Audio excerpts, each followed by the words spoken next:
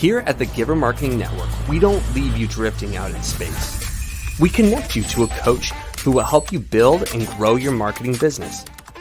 Our process acts as a guide on how to connect with other businesses, maintain good relations, and establish a presence on the Giver Marketing Network. Each member within this collaborative group will have the opportunity to leverage your talent and influence, a true network effect.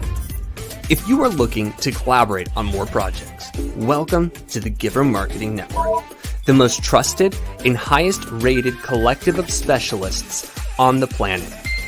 Here we have a group of like-minded professionals who focus on making valuable introductions and helping each other grow by teaming up. Imagine Upwork meets a network and a coach. The talent collectively includes services like visibility and SEO, creating logos, designing websites, managing social media, outreach messaging, visual storytelling, and much more. Think of what you could do with laser-focused allies strengthening your business while offering your talent to the entire network. Click near this video for more information.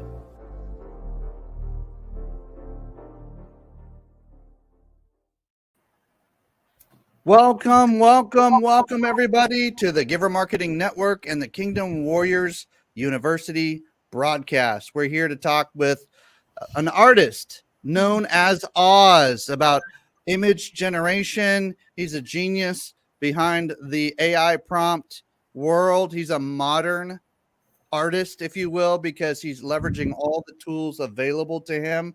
And so we're super excited. He's a resident artist here with the Giver Marketing Network, and he loves to play with all different groups and network and connect. And so Christine Deane has been kind of preparing all of the broadcast today and just helping us get ready. And so really appreciate you as well, Christine, and just kind of working with Oz on Nomosa and different projects to be able to get this kind of aspects of image generation, helping families and others kind of learn about art.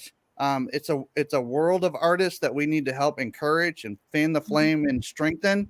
And so I love that about you, Oz. Oz, with that, can you share with us a little bit of your story? How did you get to do what you're doing? Give us maybe the short version of your journey. And we're super excited to see what you have for us today as well. Thank you, Timothy. 1980, I walked into an electronics store to buy a Sony Walkman and walked out with a Canon AE1 camera. Really good salesman, because that was not what I went in there to buy. And I started taking pictures and pictures and pictures. Pigeons, people walking by, handing them out to friends. 1983, my first daughter was born, and she became my model, okay? And it just went on from there. You know, I opened a photo studio. I can say that my photos of kids hang on more walls in New York City than any living photographer. 50 a week for 17 years adds up. And then digital came in and completely changed my life. And then Photoshop came in and absolutely destroyed the paradigm of what I thought I could create with a camera. And then about a year and a half to 2 years ago, AI came in. And these were all paradigm shifts for me, where my universe expanded massively with every iteration of technology. And now I utilize all of it, you know, and learning as I went, especially with Photoshop, of what I could do with AI. And if it's not perfect, I bring it into Photoshop and then I make it perfect, is a step above what most of the AI artists can do, because they don't understand Photoshop. They don't care about it. They think they don't need it. So that's what I do. We try to keep it somewhat family friendly. Okay. There's nothing you can't create with AI. And I absolutely love prompt engineering, which means I have figured out the right ways and the wavelength of verbiage, whatever that, you don't have to speak well to be an artist, to create exactly what I want most of the time. What people have to understand is when you're dealing with AI, you're speaking to a 1 to a 1.5-year-old child. They don't always understand what you're trying to tell them. Okay. So sometimes less is more. That's my story, and I'm sticking to it. Love it. Love it.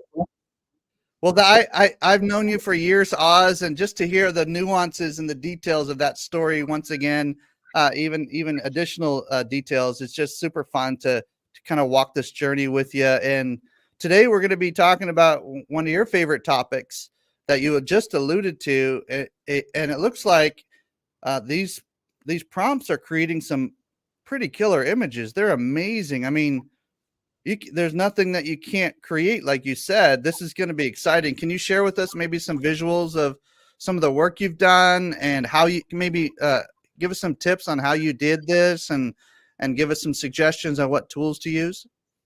Yeah, sure. So everybody can see my screen okay? Yes, thumbs up. So Yes. Again, earlier I said, with basic prompts for creating AI images, sometimes less is more. You're going to want to, when you start creating AI images, whether it's with Magi or LensGo or Adobe Express, you're going to want to put in every single word you think you need in there, and you don't. The ifs, the ands, or the buts, or the ors, or the and, all of those connecting words, AI does not completely understand that. So we're gonna move on a little bit. And so what makes a good prompt? And I talk about weight, WEIGHT, where you want to put the most important information that you want in your final image in that very first 5, 6, 7 lines. Okay. If you want it to look exactly like a Salvador Dali painting or a Todd McFarlane Spider-Man, you're going to put right in the front of that prompt a painting by Salvador Dali of blah, blah, blah, blah, blah. That is called weighting, WEIGHTING. And then you wait for the image generator to create that. And there's so much more, and there's so much more mixing. Generational prompts are what you can use with something we called a seed. Okay, a seed is actually physically copying the URL of the prompt, because it will always show at the top when you're creating in any of these image generators, dropping it back in. This is complex, I know, and creating from that image. So you're creating an image, and then you're making its baby. That's the best way I can explain what a generational prompt is. So let's go into some examples. All right. Again, I talked about keeping it simple, putting the important information first, and detailed descriptions last. And we're going to get into that. We're going to start kind of simple, and then we're going to move forward. So what is a good generational prompt? When you speak to the AI, and this works really, really well with ChatGPT-4 Turbo, which creates DALL-E 3. I know that's being a little complex. Again, you're talking to the AI. Again, you're speaking to a child, and you get an image that you really like, and you can talk to the AI and say, this is great, but there's 6 fingers on that left hand. Please just put 5 there, okay? And the woman is looking straight at the camera. I want her looking off into the distance, thinking about how wonderful her life can be, okay? That is generational. You're creating something, and you're recreating it, sometimes over and over and over again, until you get what you want. And there's many ways to do this with AI, okay? There is myriad of stars in the universe. Cascading prompts are more for actually business writing, or writing anything you want for social media, for any email.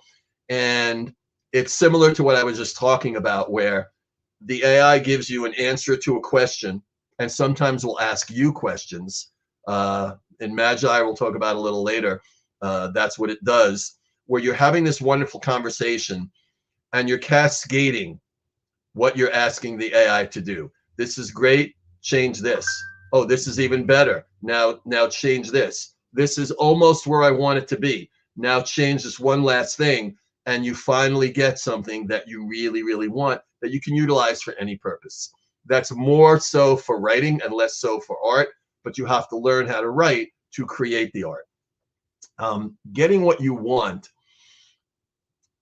it can be a bit more complex in that, because what I have found is that we think we know what we want, and sometimes we don't.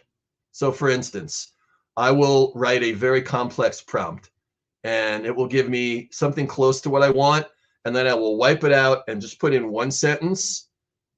And how can I phrase this? Allow your AI to play, okay? You're dealing with a child. Keep something simple so that you allow the AI to go where it wants to go to create what it thinks you want to create. And 9 times out of 10, you will get something created that's way better than what you had envisioned originally. You guys have any questions along those lines before I go into the actual images? This is a great explanation for those who are just starting and getting, brave enough to enter this world of new possibilities. So thank you, Oz, for kind of breaking it down at such a really clear and clean level. Really appreciate that. Well, I figured I was giving some people headaches right there. All right. So we're going to go into some examples of actual art. And I think Christine, who put these slides together, started very simple. Okay. You can create absolutely beautiful art with one word, and I call it single word prompts. So we're looking at silhouette. Okay. There's a massive amount of things you can do with the word silhouette, and the AI will read it the way it wants to read it. Strangely, mine always does people in silhouettes when I give it no explanation of what I want whatsoever. So I'm going to show you some silhouettes designed by 3 or 4 different AI generators. These are not all one. And here's the first one. So this is a beautiful image of a young man, maybe 19 or 20 years old. He's wondering, what is his life going to be like? He's looking up to God and he's saying, I don't understand what my life is. Where is my mission? What is it that I'm looking to do with my life? And the stars are running through him. And I absolutely love this image. I absolutely love it. I love the clouds in the background. I love the universe through his body. This is very similar. Okay, it's just going the other direction. This is a young lady also looking up and maybe asking very similar questions. I like the background even better in this one. This went a very similar direction as well. Young lady just looking off to, I guess, her right. And this is very different. This is in the African savannah. This is a beautiful tribeswoman who's also thinking about what's going on, or maybe there's a leopard coming and she's wondering, where am I going to go now? Okay. So that is silhouettes, and it could be any single word that you like, and I have something called a prompt Bible. Okay. Forgive me for the word Bible, but that is what it's called in the industry, where I put down thousands and thousands of my prompts. And we'll talk about how you can get that a little bit later. But we're also busy as human beings, as employees, as business owners, that sometimes we don't always remember what we were thinking about a minute before. So one of the greatest things that I could tell you is build your own prompt Bible. You have something and you go, wow, look at that. That is great. Copy it, put it in a Word document. Every single time, I have lost 10 prompts for every one that I've created because I get so excited, and then I go on to the next thing because, I have squirrel syndrome. Squirrel. That's just who I am. So that is single word prompts, and that is keeping it as simple as you possibly can. Okay. This is also a simple prompt. Cute Maine Coon cat by Afandi. So what did I do here? All right. I want a cute cat, and I want it to be a Maine Coon, which means they have the tufted ears and they're all fuzzy. And I have the artist's name in here, and it's very, very short. Now, I could have said a painting by Afandi of a cute Maine Coon cat, but that's even more words. So I kept it to 5 words. Cute Maine Coon cat by Afandi. You don't have to put the word at or a or any of the connecting words in there. I could have even left out the word by, just cute Maine Coon cat, comma, Afandi. And most of the image generators understand the last name of an artist. If it doesn't give you what you want, put in the first and last name. If it still doesn't give you what you want, use a different image generator. There's dozens of them. So if you guys are ready, we're going to go and look at some really cute kitty cats. I have a Maine Coon and I love her. Get ready. So this is kind of a tough Maine Coon cat. He lives outside. He walks on fences. He knocks stuff down. He beats up the neighborhood cats because he's tough. Okay. This is his brother, Bob.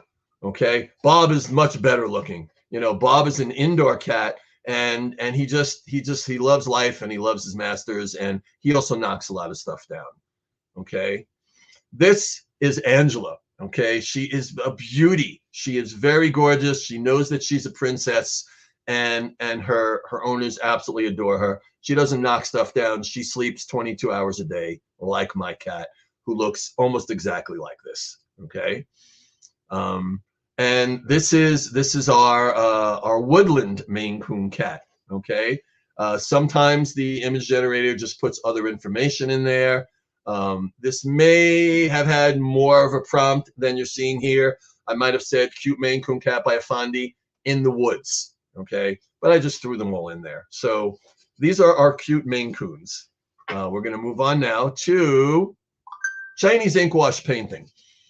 These, if you've ever wanted to put up a tapestry in your house of something that just makes you breathe and makes you think of better times ahead, you want to do a Chinese ink wash painting. When I sell to interior designers for their challenging clients, this is what they purchase from me a good portion of the time. And whether you're using Adobe Express, which is a level below Midjourney or DALL-E 3 or Stable Diffusion, it still does Chinese ink wash paintings brilliantly. And this is what it is. This is a very simplistic version, but most of the Chinese ink wash paintings are. You can make them more detailed, but those 3 words will give you exactly what you're looking at here, because this is the epitome of what a Chinese ink wash painting is. They fade a bit at the edges. I think the next slide will show that even better.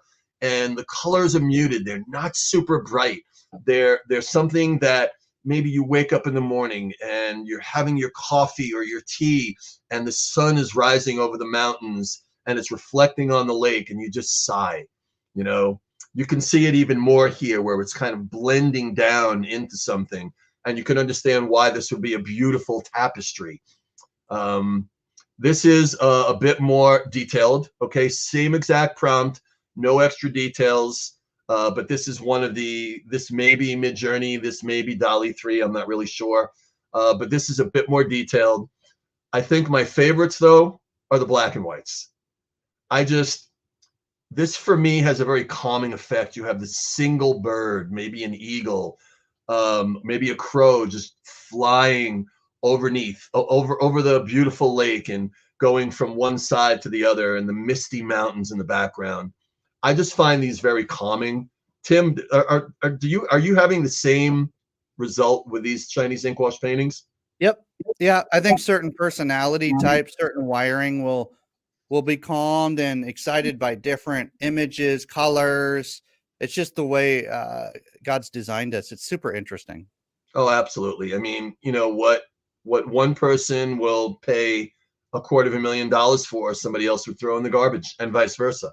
So what's the old saying? Somebody's ceiling is another person's floor. So, all right, now we're getting into a little bit more detail and the stuff that I really love, the superheroes. Cyberpunk Spider-Man in black and gold. Why black and gold? I like to be different. With a tattered cape and wearing a hoodie. Okay. There he is. All right. So this is more, this is cyberpunk style mixed with a bit of an anime style. I absolutely love Spider-Man. I like renditions that are different from what almost everybody else is creating. And I like to mix colors. I like to throw in different colors. I'll do I'll do Superman as a robot, and I'll make him black and silver, something along those lines. So I like to create things that people look at and go, I recognize the character, but those colors are wrong. They're not wrong. They're different. They're new. So these are all, again, the same prompts. And this is, again, a style called cyberpunk. I don't particularly see his hoodie in this one, but I would not want to be walking down an alley and meeting him if he did not like me. Raise hands if you feel the same way. Okay. This, again, is more of the anime style. Every once in a while, the image generator will throw in words that are not actual words. Very easy to take out in Adobe Photoshop with generative fill. Literally, I could remove that in seconds. I just didn't. And here's the last one. This is even, and this is probably exactly what I was going for.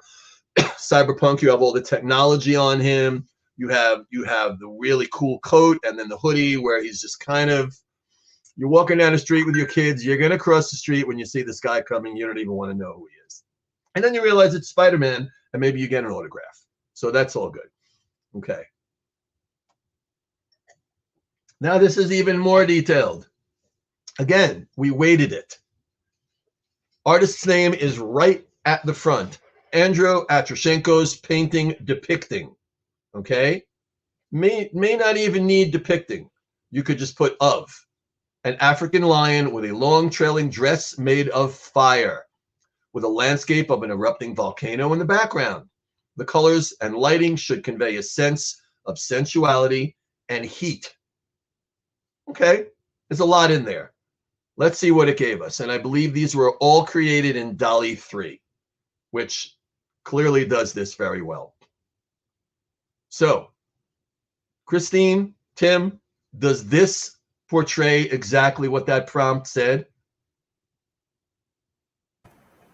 Wow. Just wow. And the creativity that went into that prompt, and a million years, I never would have thought of those details, putting them together all in one image. That's amazing. Yeah.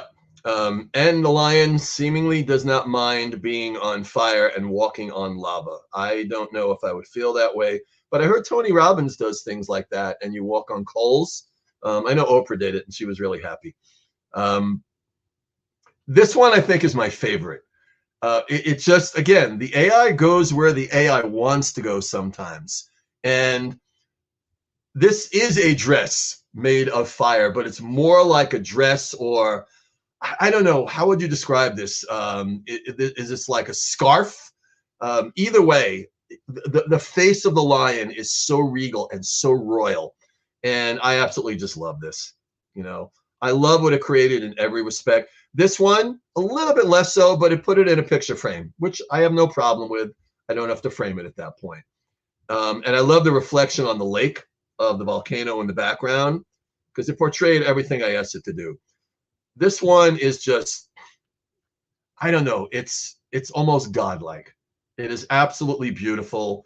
The exact detail of the prompt that I asked for. A dress, a trailing dress made of fire with a volcano in the background. For those Absolutely. who are C.S. Lewis fans, I'm getting images of Aslan. Yes. And some just hints of Aslan, if you will. Could be. He'd have to be standing on a rock, okay, and looking down. Yeah, that was. I got chills when you said that, really, because I love those movies. Absolutely phenomenal movies. All right, more detailed. This one was created completely. I've done them in all image generations, but for some reason, Leonardo does these the best. All right, so right up front, and I mixed this around a little bit. The one before with the lions, we had the artists at the front. We did something a little bit different in this one. A very old town with old homes held up by a massive group of roots. That's the base of what we want here. Gnarly, evil looking, with an opening at the bottom below a staircase running down from the roots above. The entire structure floats above the ground. It may or it may not. We'll see. Tim Burton, Alexander Jansen. So you think of Tim Burton, you think of Nightmare Before Christmas. Okay. 64K, which is a high rendition, endless sky of foreboding dark clouds. Okay. So like, wow, what are we going to see here? You may have no idea, but you can tell me if you think this is what the prompt was. Okay. Now it's not floating above the ground, at least not this one, but it is above the ground. You have the gnarly roots and you have a very old town. And these were, again, created in Leonardo, but they were enhanced in Adobe Photoshop to get the exact colors that I wanted. So sometimes you have to go a little bit deeper. Okay. This one, again, not floating above the ground, but pretty interesting. You know, I really like, I almost think you could see this in the Lord of the Rings. Okay. You know, a little mountain town. Again, not particularly floating above the ground, but I love the way the lamps are just hanging there in the middle of nothing. So clearly they have anti-gravity. I don't know why it didn't listen to me. And the last one, also not floating above the ground. I have created some that were floating above the ground, but the lamps are floating above the ground. So sometimes the prompt takes what it wants to create as part of your prompt. And again, you allow it to be creative and do what it wants, and you would cascade your prompts if you wanted to get exactly what you want, which is what I did with other image generators. This one just went the way it wanted to go. Okay, another detailed prompt. Make me a raku fired teacup, make it super glossy cosmic glaze, add some bas relief details, sharp camera focus, hyper detailed. Give it a cinematic photographic finish. Now, you probably wouldn't think of these words to put in any prompt. There are many secrets to finding words like this to put in prompts, and many of those are on Discord, where all of the people who create for hours and hours and hours a day create and put their prompts in these, showing you their artwork. So I wouldn't call it stealing. I would call it borrowing.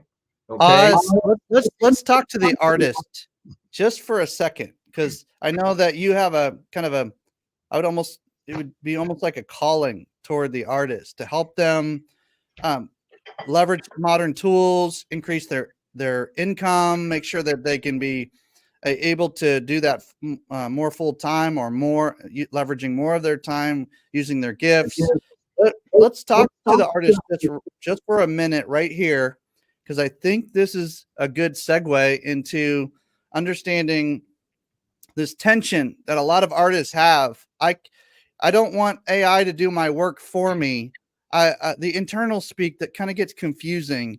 Can you speak to the kind of the Nomosa crowd, if you will? I'm going to go a couple of ways with this, and I'm going to show you the first image. So let's say you are somebody that works with the wheel, okay, and you create beautiful vases, okay, and you have created the image, the shape of the vase, but you don't know where to go with it, okay? You're really good at glazing, and you're really good with colors, and you put this prompt in, okay, and you get this, and you look at it and you say, that's exactly what I want to create. I'm going to figure out with the different things that I want to put in this with my glaze, how I'm going to create this. So we're not just talking about creating a piece of wall art. This is unlimited. This goes into every genre. And as artists, we all get a block every once in a while. Whether you're a writer or a musician, it doesn't matter. You can use AI to help you out with anything you want. Again, with cascading prompts and assisting you, because AI is your assistant. It doesn't just create art. It really is quite unlimited. And Christine and I have a very, very lengthy course that will explain all of these things in graphic detail. Getting back to artists, what we do with Nomosa, hopefully this is the other direction answering your question. We help local business owners give back to their community with a subscription art service. So they don't have to pay a massive amount of money for the art. They pay it for a subscription. They get a piece. The artist gets a piece. We get a piece. It's a win-win for everybody. And we have working with some very, very wealthy people who beat us up quite a bit, figured out how to generate permanent ongoing residual income 9 different ways for artists worldwide. 2 local, 7 global. I hope that answered a part of your question. Did I get some of it? I think there's a tension here that artists are finally starting to break through and have the courage to use some of these newer tools. You know, we all get comfortable with the tools that we've used 20 years ago or 10 years ago, and then we maybe even demonize the newer tools and say, oh, those aren't as good as my tools. And let's just be real.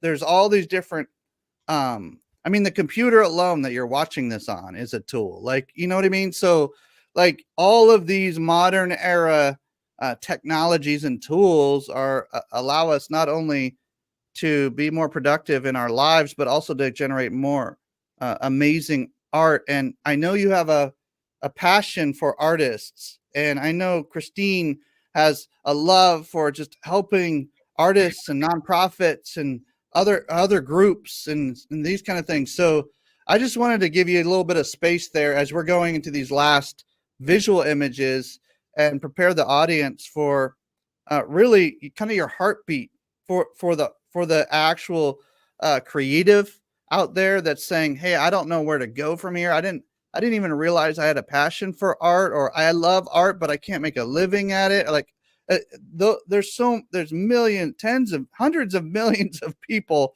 in that category. And so I just wanted to kind of state the obvious. Also, if you're an artist, drop your questions in the comments. If you're a business owner or a nonprofit leader or a community leader of some kind, drop questions you have in the comments. How do I get more information? How do I jump into a class? How do I get deeper into this? And I know that's going to come a little bit later, but if that's you, put a comment so that Oz can follow up with you later and kind of give you more details and more goodies. Cool. All right. So we're going to just browse through really quickly these other Rapu fired teacups. I'm not going to go get religious here, but if I were the creator of the universe, this would be my teapot. This would be my soup cup. And this would be, I would drink my tea out of every single day. When I first saw these, my mouth hung open. And these were all created in DALL-E 3 when it was brand new. And I believe these were some of the first things I created with that generator. And it blew my mind. Absolutely blew my mind. Little side note here, Oz. I'm hearing some things about music and movie production leveraging some of these more advanced AI tools. We don't need to go into that today, but ladies and gentlemen, a lot of what you're going to be hearing and seeing and reading is going to be assisted by these tools. So it's better to be aware of what's going on than to pretend like it's not happening. It already is. There's AI attached to every movie you see, a very large portion of the music that you hear. What I see at production studios that I visited, they all have AI completely everywhere. It's really outrageous. So we're going to bounce to a couple of really weird prompts. Christine put the slides together and put these toward the end. Now, this is not a word, okay? You can separate it into black light, fractal, neon, hollow fluid, all right? But I put them all together. And the slides are a little mixed up here. I wanted them to go from the first generation to the second to the third, and they kind of went the other way. But you'll understand what I'm talking about. This was the third generation of what I'm going to show you. So I took a prompt, which was that one lengthy word that's not a word, and utilized it 3 different times using what we call a seed, which means you're taking the original piece of art and you're recreating from that piece of art that you recreated it from. And I was going to use these for t-shirts. I didn't, but this was the third generation, which I absolutely love. I would have this on my wall in a dark room with a black light on. Okay. This was part of the second generation. So this is what created what you just saw. This goes back to the third generation. So what you saw previous was what created this. And this was the original image with mushrooms, okay, in a forest from that one word, black light fractal neon hollow fluid, okay? Try to say that 3 times fast, your tongue will fall off or your teeth will come out. So you can do weird stuff with AI, and I think the AI likes to play when we do stuff like that. So here's another one. Oh, okay. So that was our last slide. That was our last weird slide. I thought we had one more. The majority of everything that you saw today was created in a very brilliant software as a service, SaaS, called Magi, Magai. The CEO of Magi, who's named Dustin Stout, we have become very, very good friends. And he has given me the opportunity to offer anybody a free trial for 7 days of Magi when you sign up for any of their programs. They start, I think, at $19. They go to $29.49. The more you think you would need for your friends, for your family, for business. Why would anybody do this? Why would I, as a father, a married man with 4 children in my home, everyone who has their own tablet or laptop, why would I purchase this? Well, one of the many goals that we have at nomosa.art is to, I'm going to say, turn the clock back a little bit. Okay. We have kids killing themselves because they're looking at toxic social media all day. We have other kids that are grabbing their dad's AR-15 and going to kill the kids in school that they don't like. So we are going to be teaching these courses, and we have a free one coming up this coming Saturday to get the families creating artwork together. Okay? Getting the kids off the toxic social media, getting them off the violent video games, which give them ideas that they should not have in their heads, and creating beautiful artwork. And that's what we're doing this Saturday. Maybe Christine could talk about it a little bit. But coming prepared and having Magi on your computer would not be the worst thing in the world. So you see a code there. You would get a 30% discount for 90 days and a 7-day free trial. The only way to get the image generator for free for 7 days is to actually sign up. If you don't like it after a month, you leave. You spent maybe $11 or $12 on their basic plan. But that's what we have right there. And this is what I was just talking about previously. We're doing a free online art class that I like to call Too Cool for School. Why do I call it that? Well, because when your son or daughter who's getting bullied in school comes in with cyberpunk Spider-Man and Superman as a cyborg and starts giving away little images to some of the kids that are tougher than them, well, maybe they're not picked on anymore, and maybe their lunch money's not being stolen anymore because these kids want more art from them. Oh, can you teach me? Yes, I can. So this cuts across a lot of sweats, guys. Christine, did you want to add anything to what we're doing here? Well, so if we go to the next slide, there's actually a QR code that will take everybody straight to register for the class that's this Saturday. Now you understand why I bring Christine in, because I'm an artist. She's the one that does all this stuff behind the scenes, which I have no interest in. Okay, so Digital Art Adventure Family Edition. That is what Christine called it. Again, for me, it's Too Cool for School. So you guys have your phones. You know what to do. You scan that QR code. It will take you right to the registration page, right, Christine?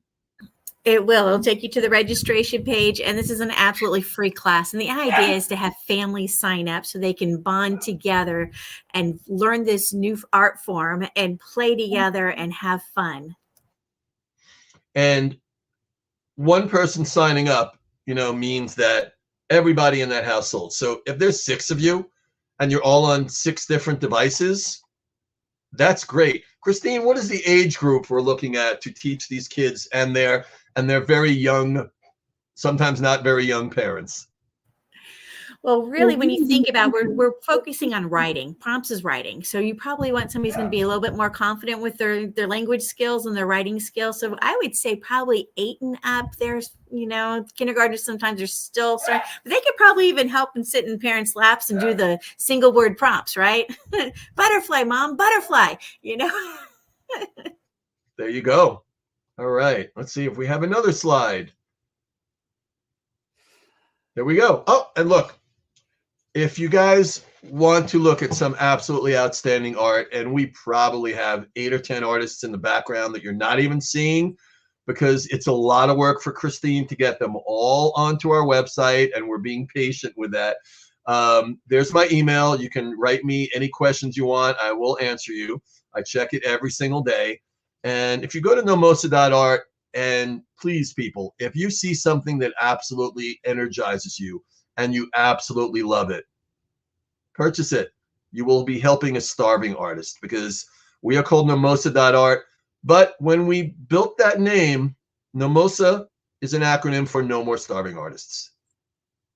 We want to eradicate that. I was gonna ask you to explain that, Oz, and you've done such a great job today and given us not only your story, but some of the work that you recommend and inspiring and talk and experimenting with, but also how that story lends itself to the kind of the birth of Nomosa and the ability to help alleviate the term starving artists from our vocabulary, from the dictionaries, from we don't want that to even be a thing. Maybe that's a novelty and we don't even want it to be a thing anymore, right? So I really appreciate your work with Christine.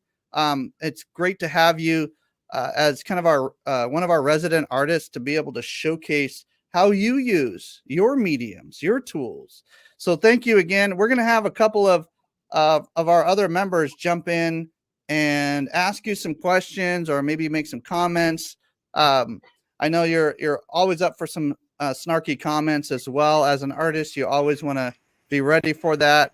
But it's just good to have other professionals in the room to be able to ask some questions. So I'm going to mute myself. There's a little bit of background noise. So if y'all can mute yourself until you're having you have a question, that would be super helpful. Wait, when are the professionals coming? Oh, you're preparing the group for awesomeness. This is going to be good. I'm super excited. Well, I also know them. So, although I don't know, I think I haven't met Frank as many times as I have Tim and Joel. Yeah, come on, Frank. Got to bring your A game today, and Oz will be able to play. Play the conversation game with you for sure. But hey, what questions do we have for Oz? Maybe recommendations of what tools are better for what? What's this Magi thing? How much time does it take? Like all the different questions that kind of come up. What do you guys have for Oz? I'd like to just say, first of all, Oz is an amazing creative genius, and I am repeatedly impressed with all of the stuff that he puts out there. And the fact that you've taken this to the next level and working with interior designers and creating signage and just having all of the other art applications out there, and being a great champion of the process for creating something totally cool and unique that people will love and cherish for a lifetime, and being able to put it in a public space and enable other businesses to showcase that same commitment to forward thinking and how art affects them emotionally, and how people viewing the art are affected in their waiting rooms and lobbies and all of those things. That it's just the ripple effect is just extends beyond our limited imagination. So kudos to you for what you're doing, and I talk about you all the time. I want to write all that down and put that in my bio. There you go. That was amazing. I'm like, I have chills right now.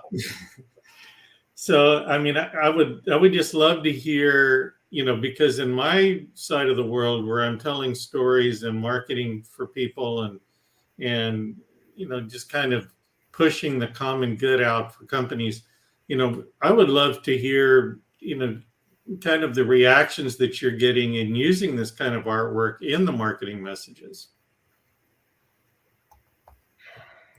Can you rephrase that question? Have you had much feedback from, people that you're working with using the artwork in their marketing as to, how people are engaging with them? I know that every time Christine, who does all our marketing for Nomosa, every time she creates a piece of art, she calls me excited because it just blows her mind. Like, oh my God, I can do that. I can do that. I can do that. Which is exactly what we want to create tens of thousands of times across the planet, not just for people that are novices and can't, like me, can't draw a straight line, but for artists themselves who are stuck, okay? And, are great at creating. Artists are not great at promoting. They're not great at social media. They're not great at a lot of things, which is why there's so many starving artists. This is a leg up for artists to be able to create away from their normal mode, maybe your paintbrush, okay, maybe your finger paints, maybe your oils. There's many different ways artists create, but utilizing AI, they could take one piece of their art and create thousands of pieces of art from that one piece of art by bringing it in, called image to image. And I remember when this was brand new, try not to go off on a tangent here. Before I knew anything about this, I was working with my friend Eric, who was my tech guy, and this was in Stable Diffusion. And he said, let's put the name of your company in there, which is Oz Fine Art Studio, and see what the image generator does. And it swiped a piece of art from my website and created something even better.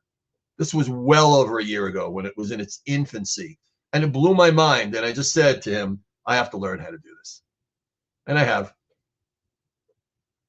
Hope that answers your question. I think it would be really cool to have some kind of resource that a marketer could submit to you or to your team or to your library of artists that would say, hey, I'm working on a theme for this company to accomplish this objective. Could you send me 10 pieces of art, that I could use in succession over a period of 10 weeks? That's happening right now.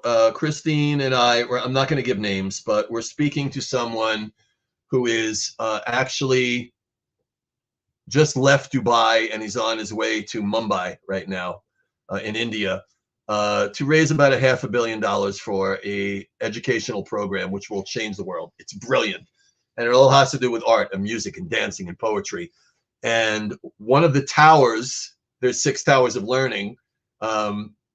There's a owl at the top, and he's naming it Oz, which will blow my mind. But he needs a lot of art for this massive endeavor. And what I said to him was, I'm part of several very large NFT communities, non-fungible tokens. That's digital artwork that live on the blockchain, live on the internet. And when you're ready, we will start a contest with all of these artists, as many as want to be involved, with monetary remuneration for them for creating the best piece of art that you pick, and there could be hundreds of them, to generate exactly what you want in each of these towers of learning. And he's like, that is a great idea. When I get back, we're going to do it. But I'm going to be doing it personally before handing it out to all the other artists, because I want to win too. So there's so many applications for this, Joel. Thank you for that question. And thank you. And even on a smaller scale, I'm going to say on a smaller scale, teaming up with a website designer where they've got a vision, right? And they want some custom artwork, right? For Oz to sit down and be like, talk to me about your dream, right? And be able to create pieces custom right there on the spot, right? So small application, big application, there's so much possibility. I go big. So I have a very practical question, Oz. You talked about taking these images and then putting them into Photoshop. Is that a straightforward process, or is there complexity to it? Oh, there's complexity. You don't have to speak well to be an artist. There's complexity to everything. But that is a big part of where our trainings come in. So they'll all be workshops. So I'm not going to say dumb it down. We do it nice and slow, one button at a time, and showing people, okay, you have created this thing, but there's a thing within your thing that you don't like. Let's take it into Adobe Photoshop. Let's make it larger because you want to put it on a billboard.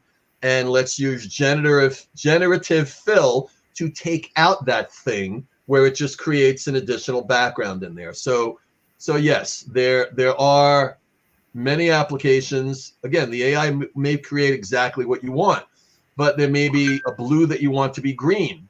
Well, you bring that into Adobe Photoshop, and with a couple of quick button presses, you have exactly what you want. The AI is still not very good at letters, okay? You might want to have your logo in there, and it will mess it up. It will not do the words properly. It will throw in extra vowels. You want to do that in Adobe Photoshop, and it's fairly simple, and I'm really, really good at it. So utilizing technologies together, you can get exactly what you want for any application. I hope that answered your question, Frank. I guess there's an even simpler one, which is you have the image from the AI. How do you get it into Photoshop? It creates a PNG or a JPEG, and you just put it right in there. It's very simple. It's like a picture from your camera, from your cell phone. Same thing. Okay, thank you. An image is an image. One more question. Yeah, I haven't asked a question yet, so I want to jump in here. What do you My think buddy about? Tim. Yes. So I'm a little behind on this, and I know I shouldn't be, but the technology that, for example, both Google and Microsoft, Bing, are putting out some stuff. Microsoft seems to really be moving forward fast with their browser and the AI program. What do you think in terms of the Microsoft creator software, and is there a place to kind of get your feet wet instead of spending money to subscribe to something? Yes, there is. Well, we have the brilliant Dustin Stout of Magi, where there are basically 3 image generators. I have 4, but I'm beta testing one for him. Okay, it wouldn't be accessible to you. And 10 large language models, every single one of the best in the world. Microsoft, everybody, Meta, they're all in Magi, and you can bounce around between all of them. And the 10th large language model, I don't recall the name of it, I haven't used it yet, will pick the best one for the prompt that you are writing. Okay, you can create your own. I'm just telling you, for business applications, we have barely skirted it today because we're talking about artwork today. There is nothing on earth like Magi. There's nothing you can't create there, guys. I am telling you what I have learned from Dustin over the past few months, and he's constantly upgrading it and making it better. Every large language model that you talked about is in Magi, and for $19 a month minus 30%, so like $11, $12 a month, you can literally have 3 of the best image generators in the world. And in our courses, I talk about some other free ones, and 10 large language models that will speak in exactly the voice that you want it to, that will search in exactly the parameters that you want it to.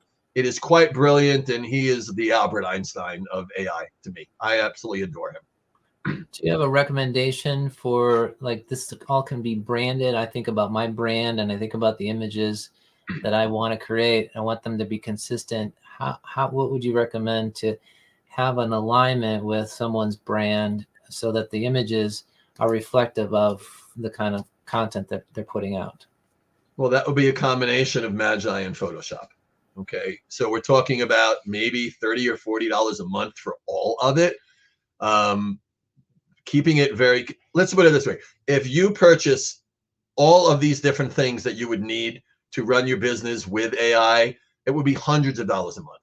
And again, I'm not trying to sell Magi to anybody here. I just adore it because it really does the vast majority of what I need. Okay. I would recommend anybody to take our free course on this Saturday because, hey, it's free. Bring your whole family, create together, learn a little bit more about generative AI and what it could do for you in your home, your family, and your business. And let's just take it from there. I love the questions. And as we wrap up today, I just want to encourage all of our business owners, community leaders, other artists, which think of yourself as a business owner.